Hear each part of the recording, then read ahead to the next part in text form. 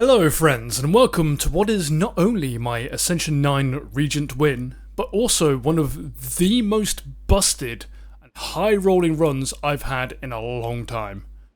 And it's all thanks to my very first card reward, and what I guess you could call celestial luck. Having been on a bit of a losing streak, I was eager to get started on a new run. I review the map, find a relatively early shop on a reasonable path, and opt to take the Cursed Pearl. I make relatively short work of the corpse slugs, and I'm rewarded with a Celestial Might for my troubles. Not the best card in existence, but I want an early damage boost. Little did I know, this innocuous choice would come to shape my entire run. Thanks to my newfound strength from the cosmos, I utterly destroy the sludge spinner on turn 1 before finding the self-help book. There's nothing more satisfying in Slay the Spire than applying Sharp to a multi-hit card. So my Celestial Might becomes a bit more pointy. I get slightly unfortunate to bottom deck my main damage against the Toadpoles, but after figuring out how to take the least damage on this disgusting turn, we finish them off. I get the choice here between Terraforming, Hegemony, and Patter.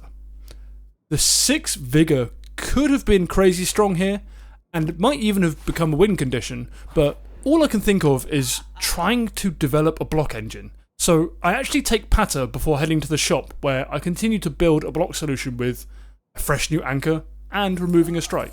I then hastily click on an elite node, blinded by greed, almost salivating at the thought of another shiny new relic before remembering, I've got 26 health, I should not have come here. After a challenging fight against the Skulking Colony, my efforts are rewarded with a parrying shield and 3 very lame cards. However, the fight also left me battered and bruised at only 4 HP. Dragging my battered body through the light door upgrades my Gather Light and a Defend, which I'm actually very grateful for, as this has now solidified my block package for Act 1. I take 27 gold and a game piece from the chest, allowing me to draw every time I play a power. We move on and pounce at the chance for a rest at the following bonfire, bringing us back up to 28 HP. On to the Phantasmal Gardeners. And while I have similar health to when I faced the Skulking Colony only a few floors earlier, I'm feeling so much stronger, much better protected, and packing 2 strength potions, perfect for our Celestial Might. The first time we draw it, we easily destroy the Gardener at the back, dealing 24 damage and blocking for 11 while gaining a star thanks to Gather Light. We don't draw much in the way of damage this turn, so we block and prepare for our next barrage. I draw Celestial Might, finishing off yet another of the squirmy buggers, hitting the front with a falling star and blocking, allowing me to easily finish him off next turn, leaving just 1 left. He was no match for my Celestial Might. I'm rewarded with a Regal Pillow for my Regal Ass, which I immediately used to rest back up to 65 before mugging these corpse slugs for a touch of insanity, and for some reason a Quasar. Not really sure what I was thinking here, but in the deck it goes. I stroll into the next shop with a smile on my face, which only gets wider as I spot, oh my god, a Mystic Lighter? This is going to take my Celestial Might from a 2 cost 18 damage card when I first picked it to a 2 cost 51 damage card, which will upgrade to deal another 17 damage. This is crazy strong and I have to take it. For comparison, Ironclad's 3 cost Bludgeon deals 32 damage, and Necrobinder's 4 cost Berry only deals 52. I can't help myself here. The allure of the bigger numbers causes me to immediately upgrade Celestial Might without even looking at anything else, making it hit a 4th time and bringing its damage total to 68 damage for 2 energy. I think we're now pretty well prepared for the Waterfall Giant. Just look at how much damage I deal every time I hit this fool with Celestial Might. 9 turns later, Waterfall Giant has been cut down to size, and we're presented with Bombardment, I'm Invincible, or Crash Landing. Honestly, none of these felt amazing to me, but I'm aware that I'm lacking any AoE solution, so I take the Crash Landing and vow to be very careful about where and when I play it. Next, our good friend Darv offers us some familiar trinkets. After much deliberation, I opt to take the runic pyramid, vowing to be even more careful with crash landing, as playing that at the wrong time could be a run ender. I squish the bugs and receive cosmic indifference for my troubles, hopefully allowing me to cycle Celestial Might more regularly. The Imposter Merchant then gives me the Fake Anchor and an off-brand Venerable Tea set, now giving me 14 block on turn 1 and a little bit more energy after a rest site, which, considering I have 2 elites coming up both immediately after bonfires, fills me with confidence. I rip off a leech, giving me Finesse, and move on to exterminate the cockroaches, obliterate the Obscura, and then devour the chompers. I dig out a strike dummy from the next chest, fine, and then make my way to the first of the 2 elites. Ah, my arch nemesis, the Decimillipede. Nothing strikes more fear into my heart, but I gather my senses and buckle down. I play Quasar and, oh my, the bomb?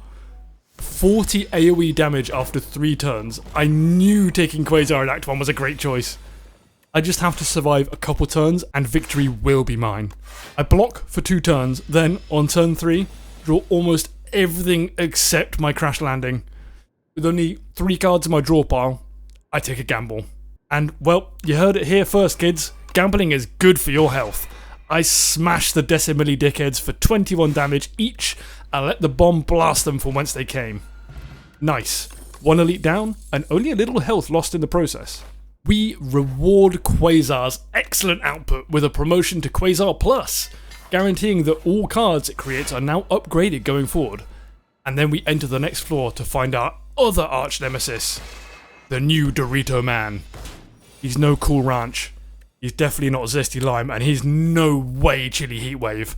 He's a sweet tang barbecue to the core. I make good use of my block potion, allowing me to play Quasar for nothing useful.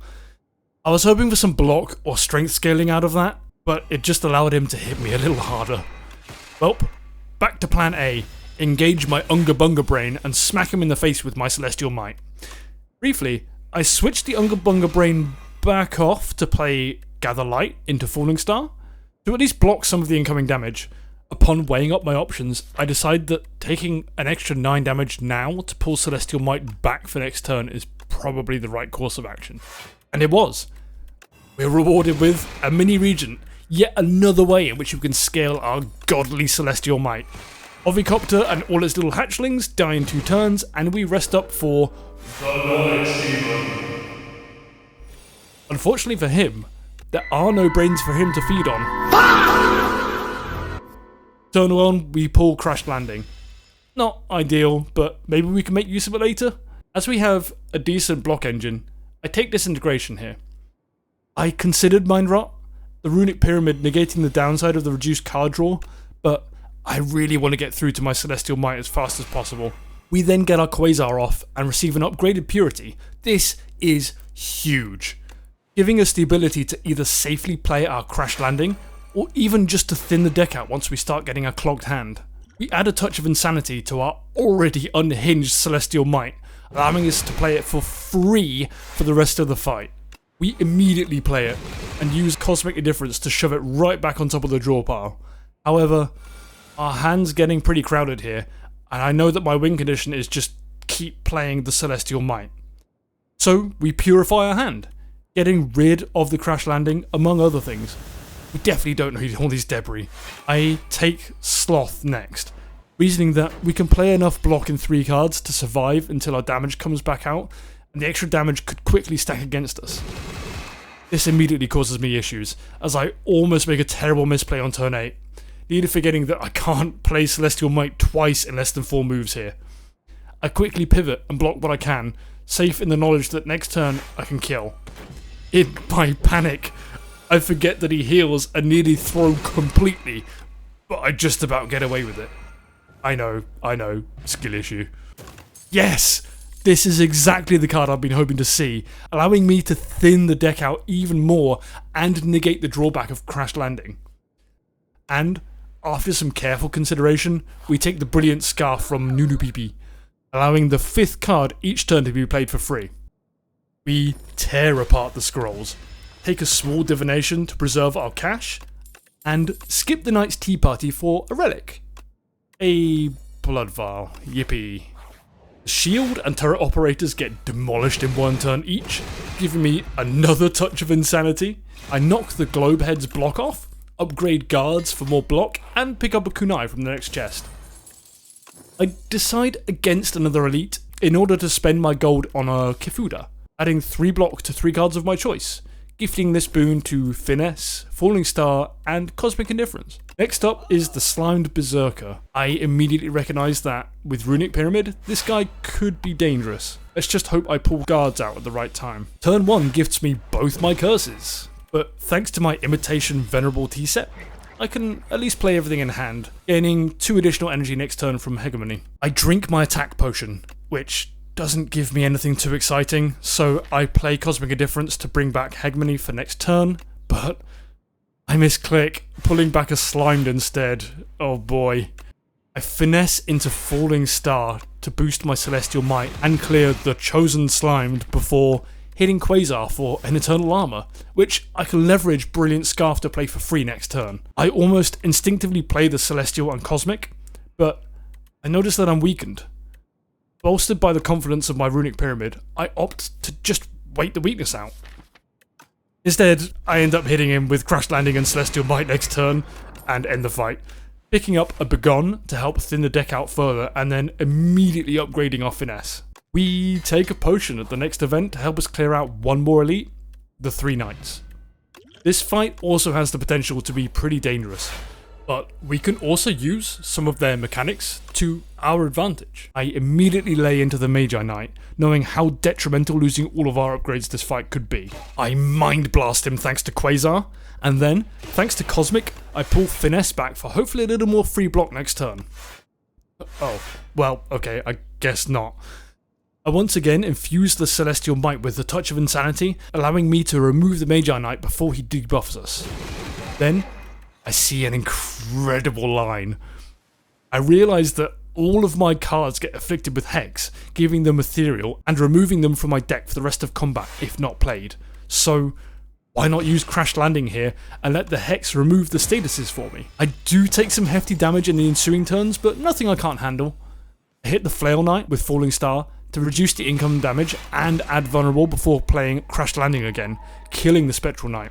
Then I use guards to clear out the debris and fully block the incoming flail attack, and Parrying Shield finishes him off. We heal up before facing off against the Queen.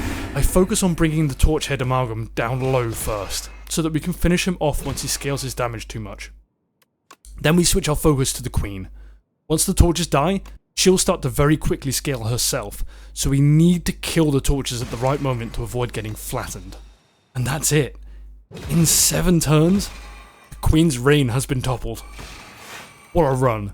And finally we've reached Ascension 10 with the Regent too. Thank you so much for watching folks, and don't forget to live, love, and like and subscribe.